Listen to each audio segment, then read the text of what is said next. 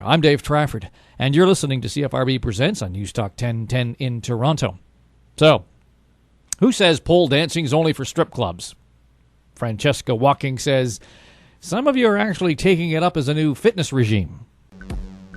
My hand holds onto the cold metal steel as I walk gracefully around the pole. My other hand plays sensually with my hair as I give a lazy smirk to my audience. I stop. I lift my feet off the ground as I slide down the pole. I open my eyes and look around the room. My feet are still on the floor. My hair looks like a bird's nest, and my hands are gripping to the pole in fear. I am no Carmen Electra. Welcome to Pole Dancing 101, a new kind of fitness class that asks you to leave your inhibitions at the door and get ready to unleash your sexy side. When celebrities started swearing they were getting fit by pole dancing, I had to wonder if there was some truth to it. I arrive at Aradia Fitness, where I meet Shannon Crane. She's the owner of this studio, and for today will teach me how to work a pole. What is striking about her is that although she may not look like a 5'7" stripper, she definitely could give those girls a run for their money. She tells me how she got into pole dancing. This is about almost 3 years ago. I Googled it, I heard about it, and I went in and took a class, and I was like, oh my god, this is so hard, but I really liked it. And that's when I decided I wanted to buy a franchise, and I actually ended up buying the corporate location, like 6 months later. It is unclear where exactly pole dancing actually originated from, but most of the stories all have to do with fertility and sexuality. It became popular in the 1980s in the strip clubs of Canada, presumably in Vancouver, but even that's debatable. And because of its popularity among strippers, pole dancing became known as something sleazy and disgusting, something completely taboo. However, in the 90s, Canadians started bringing pole dancing into their everyday workout routine.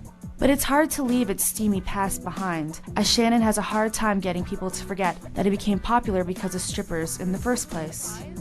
I guess I'm just very open-minded. I don't think there's anything wrong with pole dancing. I never did. As soon as I heard about it, I wanted to do it, but I am constantly surprised at the attitudes, even from my own friends, to drag them in here. And a lot of the women love the idea, but sometimes you get women that are just not, they're like, I don't want to be here. Why am I here? We're wasting an hour. That girl's a stripper. And they'll say to instructors, are you a stripper? But they say it like it's insulting. And I don't think it's insulting. I think it's a compliment. Like, thanks, I'm actually not a stripper, because if I was a stripper, I'd be making $1,000 a night at the brass rail. Instead, I'm here, not making $1,000 a night, teaching pole dancing. She even had a hard time opening the studio to begin with. Shannon had to battle it out trying to get her business insurance, as some people didn't want to back up a pole dancing studio. When I asked her about this, she tears up, but still somehow manages to keep a bright smile on her face. The insurance agent that I was referred to by my best friend and her husband, who they raved about when I told them what I was doing, he just totally shot me down, wouldn't insure me, wouldn't give me any information, almost hung up the phone. What did you do after that? I freaked. I was so upset because I couldn't believe that happened. I said, even if this was a business for strippers, it deserves to be insured. Like, I couldn't believe that happened. I called my friends and told them that their insurance agent was an ass, and said that they should cancel their insurance with him. But for now, let's forget pole dancing's sexy past and get to what pole dancers want people to think of it as, a form of fitness. I get changed into some comfortable pants and a t-shirt and join the warm-up. The studio suggests wearing shorts or yoga pants, as well as a shirt that covers your back, so you don't stick to the pole while sliding down it. There are 9 girls in the class of all different shapes and sizes. They look as nervous as I am, but having a class with a bunch of girls makes it less daunting. We start warming up. Think doing yoga, but moving your hips at the same time. Down, out, chest in, pelvis. Oh my gosh, you're doing it! By now my thigh and stomach muscles are in a bit of pain, but I'm laughing most of it off, and so are most of the girls in the class. We're beginning to lose all self-doubt and realizing that most of us are getting comfortable acting sexy. And now it's time to spice this class up even more as we start learning some dance moves on the pole. I give it my all, but I can't seem to master some of the moves. My arms are screaming at me to let go of the pole, but I can't. I can't even figure out how a stripper can do this every night. I managed to do one move correctly, and I feel proud of myself. I am now able to sensually move my hips, slide down a pole, and work my sexy face.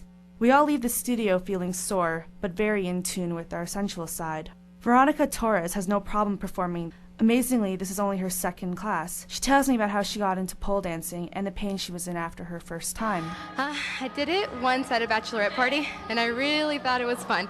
And then the next 3 days, I couldn't take off my shirt, and I figured that was a good sign that it's a really big workout. Besides fighting the idea that pole dancing is just for strippers, pole dancing studios have competition. Alternative fitness places have to keep up in order to stay open. With more and more gyms appearing in the downtown area, most studios offer more than just pole dancing. They offer lap dancing and belly dancing. But it's not just the classes that give places like Aradia popularity. It's the atmosphere as well. Kind of brings out the flirty in you and makes it I need to be motivated. So if somebody's kind of saying, hey, do this, it helps me a lot more than me going to a gym because I won't know what to do by myself.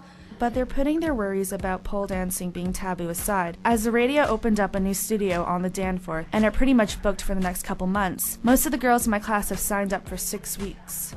All stereotypes aside, pole dancing is about getting fit, gaining self-confidence, and finding the inner stripper inside us all. I may never be able to pole dance for money, but I now know what they're doing on that stage is a lot harder than it looks. In Toronto, I'm Francesca Walking. Pole Dancing Fitness, produced and presented by Francesca Walking, a third-year journalism student at Ryerson University in Toronto. And that would be it for this edition of our program. This show, written and produced by Sneh Dugal, Leanne Fisher, Francesca Walking, Suzette Francis, and Jeff Moss. This is CFRB Presents. Thanks for listening. I'm Dave Trafford.